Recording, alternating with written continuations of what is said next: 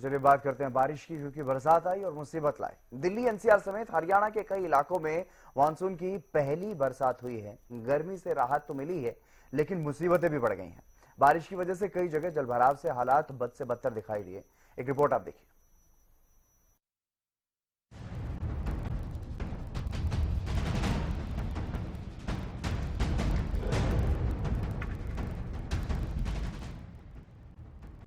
Monsoon की पहली बरसात अपने साथ आफत लेकर आई है। राजधानी दिल्ली से लेकर हरियाणा समेत कई जगहों पर बारिश ने प्रशासन के दावों की पोल खोल कर रख दी है। दिल्ली एयरपोर्ट के टर्मिनल 1 की छत का हिस्सा गिरने से बड़ा हादसा हो गया, जहां एक व्यक्ति की मौत हो गई तो कई घायल हुए हैं। कई गाड़ियां भी इसकी चपेट में आई हैं। हादसे के बाद केंद्रीय नागरिक उड्डयन मंत्री राममोहन नायडू ने मौके पर पहुंचकर हालातों का जायजा लिया और पीड़ितों को मुआवजे की बात कही। दिल्ली में जो दिल्ली एयरपोर्ट में जो संघटना घटी, उसके हिसाब से वहां पे जांच शुरू कर दी गई है और डिपार्टमेंट से भी हम एक्सपर्ट्स को लाकर जांच पूरी तरह करवाएंगे और जो कार्रवाई रिपोर्ट जो बनेगी उसके हिसाब से एक्शन भी लेंगे। और दूसरी बात जो कह रहे हैं कि बाकी एयरपोर्ट्स में भी इस तरह का नज़ारा दिखने को मिल रहा है, तो हम पूरे देश भर में जो भी एयरपोर्ट्स हैं उस सबका एक बार फिर से ये बिल्डिंग की इंस्पेक्शन वो सब करवाएंगे और कॉम्पनसेशन भी अनाउंस कर दिया गया है। जो डिसीज्ड है, जिनका देहांत हुआ है, उनके लिए 20 लाख और जो इंजरी है उनके लिए 3-3 लाख करके कराया। और जो इंजर्ड है अभी भी उनकी ख्याल रख रहे हैं हम, हॉस्पिटल में है और सबकी देखभाल करी जा रही है और जो भी आगे का होगा वो सब में सहायता हम देंगे। दिल्ली के पॉश लोधी एस्टेट से लेकर संगम विहार जैसे इलाकों तक पानी ही पानी नजर आया है।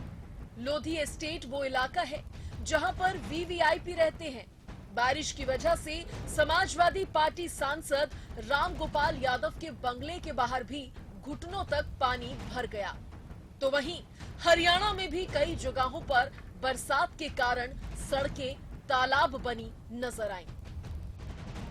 पलवल जिले में हुई बारिश ने कहीं ना कहीं जिला प्रशासन की पोल खोल दी है। जिस तरह से मानसून से पहले नालियों को साफ किया जाता है ताकि जलभराव ना हो। आप देख सकते हैं, पलवल शहर की बात करें तो हम पलवल बस स्टैंड पर मौजूद है। यहाँ पर देख सकते हैं किस तरह से पानी का जलभराव यहाँ पर हुआ पड़ा है। बारिश जैसे जैसे यहाँ पर आज पड़ती गई, उससे कहीं ना कहीं जलभराव बढ़ता गया। आप सब देख सकते हैं कि बस स्टैंड पुलिस चौकी भी यहाँ पर सामने है, उसके सामने भी जलभराव है। कहीं न कहीं लोगों को परेशानियां यहाँ पर हो रही है।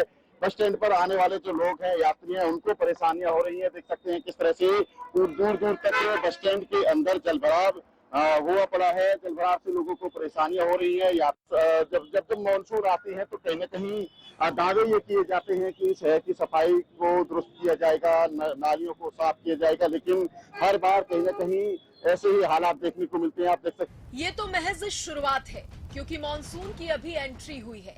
मौसम विभाग के अनुसार अगले कुछ दिनों तक इसी तरह से बारिश होने की संभावनाएं हैं। ऐसे में देखना होगा कि आने वाले समय में बारिश कितनी मुश्किलें और बढ़ाएगी। News desk, Haryana news. और चलिए अब सीधे रुक कर लेते हैं ग्राउंड जीरो की ओर। ग्राउंड जीरो से हमारे संवाददाता दिनेश सहरावत पलवल से हमारे साथ जुड़ गए हैं। दिनेश, फिलहाल क्या कुछ स्थिति है क्षेत्र में और क्या कुछ संभावनाएं?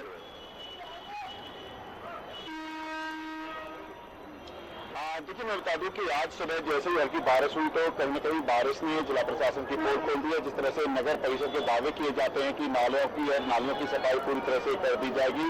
मानसून आने से पहले कहीं न कहीं मौसम ने जो है दावों की पोल खोल दी है। सुबह जिस तरह से बारिश हुई, आप देख सकते हैं पलवल का ये बस स्टैंड है, यहाँ पर दूर दूर तक पानी ही पानी दिखाई दे रहा है। बारिश से आने से जो है पानी से जलभराव हुआ, इसकी वजह से लोगों को काफी परेशानियां हो रही है। अंदर बस स्टैंड पर लोग जो यात्री हैं वो आ जा नहीं आ रही है, जिसकी वजह से उन्हें परेशानी का सामना करना पड़ रहा है।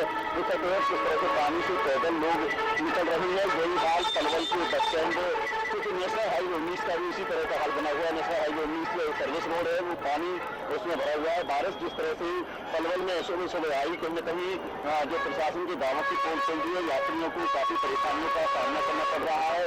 वाहन रेंग रेंग कर चल रही है। कहीं न कहीं जाम की स्थिति भी पलवल शहर में इसकी वजह से बनी पड़ी है। कई जो कॉलोनी है, वार्ड है, उनमें पानी जो है बारिश का जमा हुआ है, जलभराव बना हुआ है। इसका कारण सबसे बड़ी बात है कि नालियों की सफाई जो है प्रशासन की तरफ से समय पर नहीं की जाती है। नगर परिषद के दावे हर बार फेल हो जाते हैं। हमारे साथ यहाँ पर मौजूद कुछ लोगों से बात करेंगे, किस तरह की परेशानियां उन्हें हो रही है, क्या कहना चाहोगे, जिस तरह से जलभराव बढ़ रहा है, किस तरह की परेशानियां हो रही है, बारिश आज कैसी रही, किस तरह का मौसम है? सर ये तो मात्र आध घंटे की बारिश है और आध घंटे की बारिश के बाद ही आप नजारा देख सकते हैं कि किस प्रकार पानी पानी हो गया है। पलवल पूरी तरह से डूब चुका है और पलवल की बसें हैं जो वो पानी के ऊपर से चल रही हैं। अभी तो मानसून ने दस्तक नहीं दिया, तो फिर कैसे हालात होंगे कि नगर परिषद समय पर नहीं चेतता है, नालियों की सफाई नहीं हो पाती है, किस तरह के हालात नहीं है? हालांकि दावे किए जाते हैं साफ सफाई के, करोड़ रुपए पानी पर बहाया जाता है 5.5 सफाई के नाम पर। क्या सफाई दिख रही है? यह जलभराव आगे और बढ़ने वाला बारिश आएगी तो? सर महीने का कम से कम 1.5 से 2 लाख रुपए प्रशासन खर्च करता है साफ सफाई के नाम पर, जिनमें पानी की जो सीवरेज हैं और जो भी नालियां हैं उनकी सफाइयां होती हैं। परंतु आप उनकी असलियत देख सकते हैं, प्रत्यक्ष पे प्रमाण की कोई जरूरत नहीं होती। आप देख सकते हैं कि अगर ये पानी रोड पर चल रहा है तो आप देख सकते हैं कि किस प्रकार जो उनकी सफाई हुई होगी। और मैं कहता हूँ कि परेशानियां लोगों को हो रही है इस बारिश के जो पानी जमा हुआ है इससे। सर आप जहाँ भी जाएंगे पलवल के अंदर आपको जाम ही जाम दिखेगा, चारों तरफ जाम है। और जितनी भी सवारियां हैं, जितने भी हम लोग पैदल जो यात्री हैं वो बच कर निकल रहे हैं, क्योंकि कभी भी पानी होने की वजह से जो सवारियां हैं वो कभी भी हिट कर सकती हैं किसी को। जिस तरह बहुत डर बना हुआ है, दावे करता है मानसून से पहले सफाई के दावे किए जाते हैं, क्या नालियों को साफ किया गया है, पैसा बहाया जाता है, क्या उसका वो असर दिखता है बारिश से पहले या नहीं? क्या फिर इसी तरह से जलभराव आगे बना रहेगा? सर देखिए आयुक्त साहब जो है हमारे उपायुक्त साहब हैं, उन्होंने डीएमसी ने भी कहा था, जो हमारी पलवल नगर परिषद की भी बैठक हुई थी उसमें भी कहा गया था कि 1 महीने पहले, मानसून से 1 महीने पहले इनकी साफ सफाई हो जाएगी और जिसकी वजह से इस पानी जल भराव से हमें राहत मिल जाएगी। परंतु असलियत में ऐसा ऑन ग्राउंड कुछ भी नहीं हुआ है। ये तो प्रशासन को जवाब देना चाहिए कि ये ऐसा क्यों हो रहा है, पलवल के साथ में इतना भेदभाव क्यों हो रहा है। बात तो बस स्टैंड की, तो बस स्टैंड में तो पानी दिख रहा है, क्या सर्विस रोड है जो हाईवे पर वहाँ पानी पड़ा? सर आप हाँ किसी बिल्कुल दिनेश, यहाँ पर काफी ज्यादा स्थिति जो है वो देखने को मिल रही है कि किस तरह से बनी हुई है और किस तरह से जलभराव की स्थिति है। मनोज भी हमारे साथ लगातार बने हुए हैं कैथल से। मनोज, ताजा हालात बताइए, कैथल में फिलहाल किस तरह के हैं? देखिए बात करें तो आज की तो काफी ऐसे जिले हैं जहाँ पर बरसात लगातार चली हुई है और हो भी चुकी है। मौसम में भी काफी करवट हुई है, लेकिन कैथल जिले की बात करें तो अभी तक राहत नहीं मिल पाई है। आज की बात करें तो मौसम सुहावना जरूर सुबह हुआ था, लेकिन इसके बाद जो सूर्य देव थे वो प्रकट हो चुके थे और काफी लोगों को उम्मीद थी कि आज जो बारिश है बिल्कुल होगी, क्योंकि मानसून द्वारा जो मौसम विभाग द्वारा लगातार कहा जा रहा था कि जो मानसून है जल्दी आएगा और लगभग 3 या 4 दिन लगातार जो बारिश है वो होगी, लेकिन ऐसा कैथल में अभी तक देखने में तो नहीं मिला है। आम जो बात लोग आम आदमी की बात रहे, काफी वो राहत उनको मिलने वाली थी बारिश के दौरान, तो वो राहत नहीं मिल पा रही है। और वहीं लगातार ओपीडी की बात करें तो वहाँ पर भी लगातार ओपीडी बढ़ती तरफ चल रही है। वहीं बात करें दुकानदारों की या बात करें व्यापारियों की, तो उनको भी अभी तक राहत नहीं मिल पाई, क्योंकि जब मौसम सुहावना नहीं होगा और जब गर्मी से राहत नहीं मिलेगी तो जो दुकानदार है वो बिल्कुल हाथ पे खाली हाथ बैठे हुए, ग्राहक उन तक नहीं पहुंच रहे हैं। तो अब देखना होगा, मौसम विभाग द्वारा भी लगातार गाइडलाइन जारी की जा रही है। ये 5 दिन लगातार जो मानसून है अच्छी तरह से मानसून आएगा और उसके बाद जो आम लोग हैं उनको राहत मिलेगी, क्योंकि काफी परेशानियों का सामना आम लोगों को भी करना पड़ा है। बिल्कुल। लाजपत भी हमारे साथ जुड़ गए हैं सोनीपत से। लाजपत, सोनीपत में फिलहाल किस तरह की स्थिति है, क्योंकि इससे पहले भी बरसात आई तो वहां पर काफी कई जगहों पर जलभराव देखने को मिला।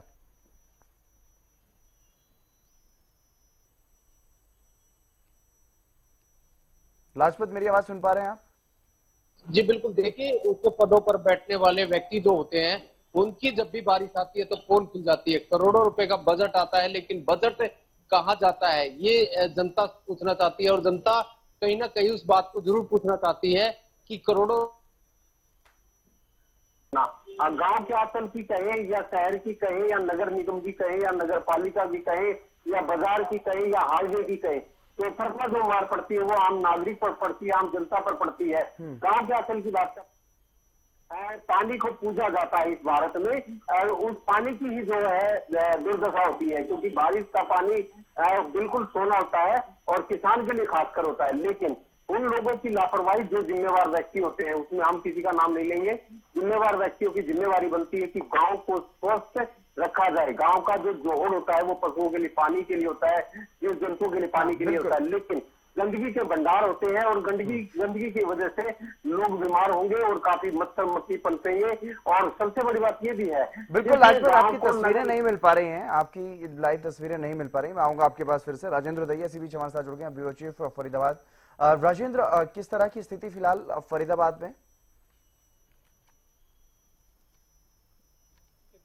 बिल्कुल, मैं आपको बता दूं, बरसात आज सुबह से जब से आई है तब से लोगों का बुरा हाल है। हालांकि गर्मी से राहत लोगों को मिली है और इसी बीच एक दुखद जो है समाचार भी सामने आया है। एक युवक की बरसाती पानी के कारण भरे गड्ढे में गिरने से उसकी दर्दनाक मौके पर ही मौत हो गई और ये पूरी लापरवाही एफएमडीए विभाग की बताई जा रही है। एफएमडीए विभाग ने वहां पर वो गड्ढा खोदा हुआ था और उसको भरा नहीं गया था और उसी गड्ढे में गिरने से उस युवक की मौत हुई है। दूसरी तरफ अगर बात करते हैं तो पूरा शहर आज जाम के जाम से पूरे दिन जूझता रहा है और अभी तक भी जाम खुला नहीं है। तमाम सड़कें पानी से लबालब हैं, चाहे वो कॉलोनी की बात कर लें, चाहे हम सेक्टर की बात कर लें, तमाम जगह पर पानी भरा हुआ है। इसके अलावा जो दावे प्रशासन की तरफ से किए जाते हैं हर बार की तरह इस बार भी खोखले साबित नजर आ रहे हैं। हरियाणा न्यूज ने इससे पहले भी फरीदाबाद की कई जगह की तस्वीरें दिखाई थी और कहा भी था कि नगर निगम के अधिकारी उस ओर ध्यान नहीं दे रहे हैं और बरसात आने को है, लेकिन अब वो स्थिति आ गई है और तमाम सड़कों पर जल भराव हुआ पड़ा है। तो कहीं ना कहीं जो करोड़ों रुपए का बजट आ जाता है वो केवल फाइलों तक सीमित होकर रह गया है और नगर निगम के अधिकारी जो दावा करते हैं वो हर बार की तरह इस बार भी खोखला साबित हुआ है। इसके अलावा बात करते हैं किसानों की, तो किसानों को इस बरसात से काफी राहत मिलती हुई हितेंद्र नजर आ रही है। उनका साफ तौर पर कहना है कि बरसाती जो पानी बरसा है उनके लिए काफी अच्छा और फायदेमंद साबित होगा। तमाम जो फसलें, चाहे धान की फसल हो, चाहे ज्वार की फसल हो या बाजरे की हो या अन्य फसलें हो, उसमें काफी फायदेमंद ये साबित होने वाला है और कहीं ना कहीं राहत की सांस किसानों ने ली है। लेकिन दूसरी तरफ अगर शहरी क्षेत्र की बात करते हैं तो तमाम लोगों को अपने गंतव्य तक पहुंचने के लिए खासी मशक्कत करनी पड़ी, लेकिन उसके बावजूद भी लोग अपने गंतव्य तक पहुंचने में असमर्थ रहे। तो कहीं ना कहीं बरसात राहत कम और आफत बनकर ज्यादा बरसी है, ये हम कह सकते हैं। और तमाम जो विभाग हैं जो दावेदारी करते हैं या प्रतिनिधि हैं जनता के, वो दावेदारी करते हैं, वो दावे इस बारिश में धुलते हुए नजर आए हैं। बिल्कुल राजेंद्र, जिस तरह से आपने बताया कि काफी परेशानियों का सामना लोगों को करना पड़ा है बरसात की वजह से, लेकिन कौन कौन से वो इलाके हैं जो ज्यादा प्रभावित नजर आए बरसात के दौरान? देखिए, फरीदाबाद की बात करें तो हाईवे तक भी इससे बचा नहीं है और जगह जगह जो अंडरपास बनाए गए हैं 4 से 5 फुट पानी उनके अंदर खड़ा हो गया है। पूरी गाड़ी वहां डूब जाती है। किस तरीके से लोग एक दूसरे से कनेक्ट हो पाएंगे ये चिंता का विषय है। और आज सुबह जिस तरीके से हादसा हुआ तो कहीं ना कहीं लोगों को काफी चिंता इस बात की सता रही है, क्योंकि जगह जगह जो गड्ढे खुदे हुए हैं उनमें और भी हादसे हो सकते हैं। कई जगह गाड़ियां भी फंसी हुई नजर आई बरसात के कारण। जो गड्ढे खुदे होते उनमें गाड़ियां फंस गई, जिसके कारण उनको काफी परेशानी का सामना करना पड़ा।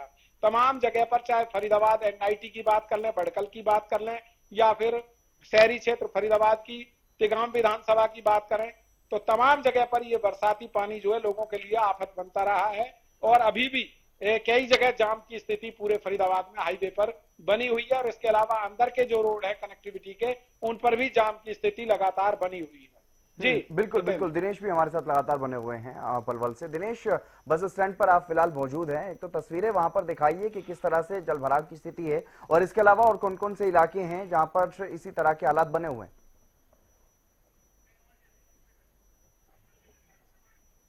शायद दिनेश के साथ हमारा संपर्क टूट गया है। मनोज मलिक लगातार हमारे साथ बने हुए हैं कैथल से। मनोज, क्या कुछ अनुमान है मौसम विभाग की तरफ से, कब तक यहाँ पर बरसात जो है वो देखने को मिलेगी? शायद मनोज से भी संपर्क नहीं हो पा रहा है। दिनेश, मेरी आवाज सुन पा रहे हैं आप? दिनेश, तस्वीरें दिखाइए किस तरह से यहाँ पर जलभराव की स्थिति बनी हुई है और इसके अलावा और कौन कौन सी जगह ऐसी हैं क्षेत्र में, इस शहर में, जहां पर इसी तरह की स्थिति है।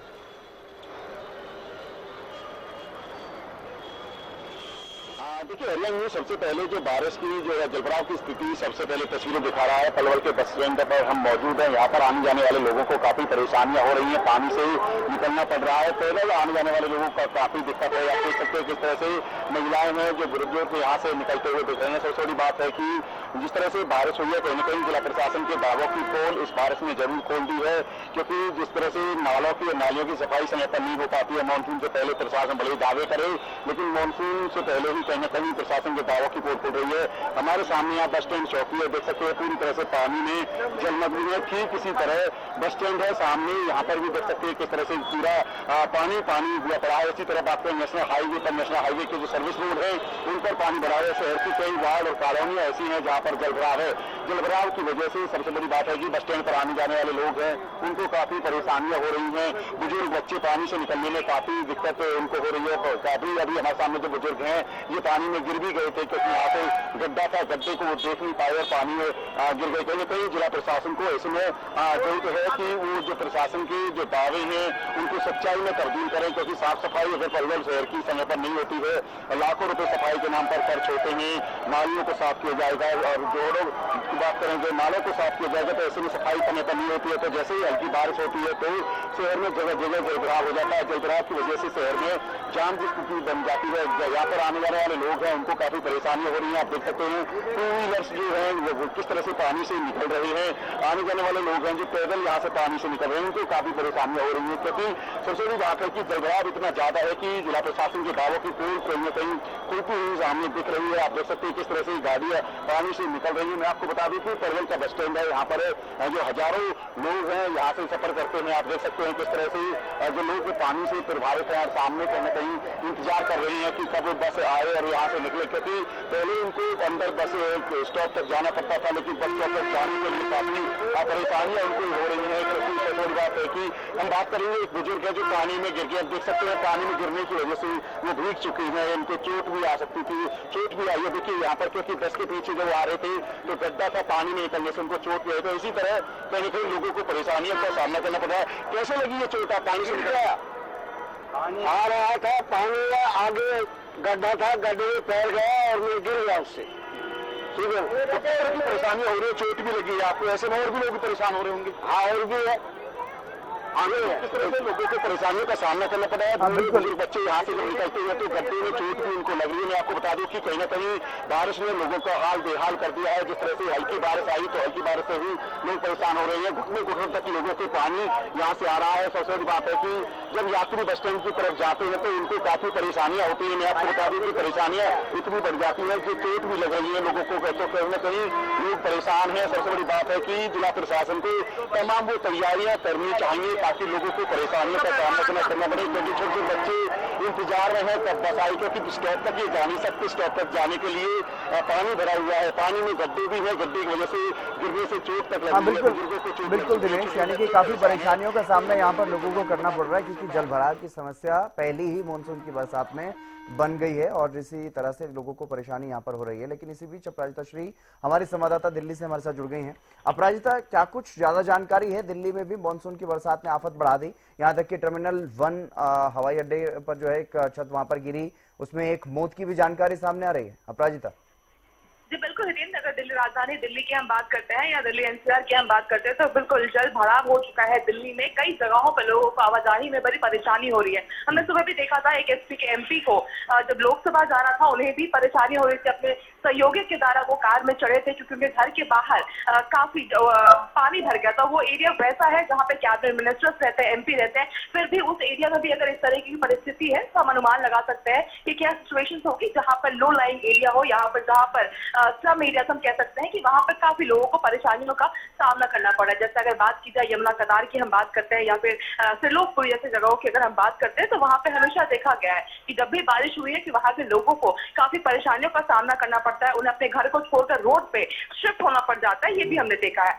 वहीं टर्मिनल 1 की अगर हम बात करते हैं तो बिल्कुल एक बड़ा एग्जाम्पल देखने को मिला है किस तरीके से जैसे ही मानसून शुरू हुई है, हम कह सकते हैं कि अभी हालांकि मानसून शुरू भी नहीं हुआ है, पहली ही जोरदार बारिश में हमने इस तरह का जो देखा है कि किस तरीके से व्यवस्था है कि टर्मिनल 1 में बिल्कुल जिस तरीके से आपने कहा कि एक इंसान की मृत्यु भी हो गई, वहीं 7 से 8 कहे जा रहे हैं कि जख्मी है। हालांकि कैबिनेट मिनिस्टर ने वहां पर देखा, वहां पर जायजा लिया है और कहा है कि प्रधानमंत्री नरेंद्र मोदी भी ध्यान रख रहे हैं इस जगह इन चीजों का। वहीं अगर जिस तरह बात करते हैं किस तरीके से वाटर लॉगिंग हो रही है दिल्ली में, राजधानी दिल्ली में, जिसको लेकर के दिल्ली के एलजी वीके सक्सेना ने आज एक इमरजेंसी मीटिंग भी बुलवाई थी कि किस तरीके से जो ओवरफ्लो है, वाटर लॉगिंग है, किन चीजों को कैसे कैसे संभाला जाए, इन तमाम चीजों को लेते हुए सभी जितने भी मेंबर्स हैं उनको बिठा करके आज एक इमरजेंसी मीटिंग भी ली गई है। तो बिल्कुल उम्मीद किया जा रहा है, हालांकि हर वर्ष देखा जाता है कि दिल्ली में इस तरह की परेशानियां लोगों को झेलनी पड़ती है, आवाजाही में परेशानियां हो जाती है, हल्की ही बारिश होती है तो भी इस तरह का सिचुएशन देखने को मिलता है दिल्ली में। अब तो बहुत ज्यादा बारिश हो रही है, वहीं मानसून का सीजन तो अब आने ही वाला है, तो बिल्कुल लोगों को काफी परेशानियों का सामना करना पड़ सकता है अगर जल्द ही कोई व्यवस्था नहीं की गई। बिल्कुल तो बिल्कुल मानसून की एंट्री हो चुकी है और इसी बीच हमारे साथ डॉक्टर चंद्रमोहन भी जुड़ गए हैं, मौसम विशेषज्ञ। डॉक्टर चंद्रमोहन जी, आपका स्वागत हरियाणा न्यूज पर। जी धन्यवाद, नमस्कार। चंद्रमोहन जी, पहली बरसात हुई मानसून की और हमने देखा अलग अलग जगहों पर जलभराव की स्थिति बन गई है, लेकिन मौसम विभाग का क्या कुछ अनुमान है, किस तरह से आने वाले दिन मौसम के लिहाज से रहने वाले? बिल्कुल जी, आज 28 तारीख को एनसीआर दिल्ली हरियाणा में धमाकेदार मानसून की एंट्री हो गई है जी। और आने वाले दिनों में ये मान के चलो कि आज तो शुरुआत हुई है, आने वाले दिनों में और ज्यादा बारिश की गतिविधियां देखने को मिलेंगी और 1 और 2 तारीख तक पूरे हरियाणा, एनसीआर, दिल्ली पूरे को मानसून की तारतम्यता बन जाएगी और आने वाले दिनों में ये तो आज एक प्रकार का ट्रेलर है, नमूना है, आने वाले दिनों में और ज्यादा मानसून की गतिविधियां देखने को मिलेंगी। जी जी जी जी, तो कितनी भारी बरसात जो है वो देखने को मिलेगी और कितने दिनों तक अभी आगे ये मानसून का जो समय रहने वाला है? जी, अगर आज हम बात करें दिल्ली सफदरजंग जो वेधशाला है वहां पर 225 मिलीमीटर बारिश दर्ज हुई। इसी प्रकार से गुड़गांवा भी आज गुरुग्राम नहीं जलग्राम बन गया है, यहाँ पर 110 मिलीमीटर बारिश हुई है और ऐसे ही मतलब पलवल, फरीदाबाद, पूरे एनसीआर, दिल्ली, नोएडा, गाजियाबाद, साथ में रेवाड़ी और सोनीपत तक आज गतिविधियां देखने को मिली हैं। अब शाम को जिला महेंद्रगढ़ में हल्की बारिश की गतिविधियां चल रही हैं। भिवानी पर भी कुछ स्थानों पर, हिसार में स्थानों पर हल्की बूंदाबांदी और बारिश की गतिविधियां चल रही हैं। आज ये शुरुआत है, धीरे धीरे इसमें मतलब बढ़त देखने को मिलेगी और आने वाले दिनों में जो अगर हम हरियाणा की बात करते हैं जी। जो नदियों का जल स्तर बढ़ जाएगा और मतलब 4-5 दिनों में ही इस प्रकार की स्थितियां देखने को मिलेंगी। जल स्तर बढ़ने से बाढ़ जैसी स्थितियां भी बनने की संभावनाएं बन रही। जी, चलिए, बहुत शुक्रिया डॉक्टर चंद्रमोहन हमारे साथ जुड़ने के लिए और ये महत्वपूर्ण जानकारी देने के लिए। तमाम ग्राउंड जीरो से हमारे संवाददाता भी जुड़े, आपका भी बहुत शुक्रिया। तो बारिश आई है और मुसीबतें लाई है और जिस तरह से डॉक्टर चंद्रमोहन बता रहे थे कि अभी तो ये शुरुआत है, ये सिर्फ नमूना है, पहली बरसात है मानसून की और अब ये धीरे धीरे और इसी तरह की गतिविधियां बढ़ेंगी, यानी कि इसी तरह की तस्वीरें आप मान करके चलिए कि अलग अलग जगहों से सामने आएंगी और बाढ़ जैसी स्थितियां भी अलग अलग जगहों पर पैदा हो सकती हैं। फिलहाल इस कार्यक्रम में बस इतना ही। आप देखते रहिए हरियाणा न्यूज।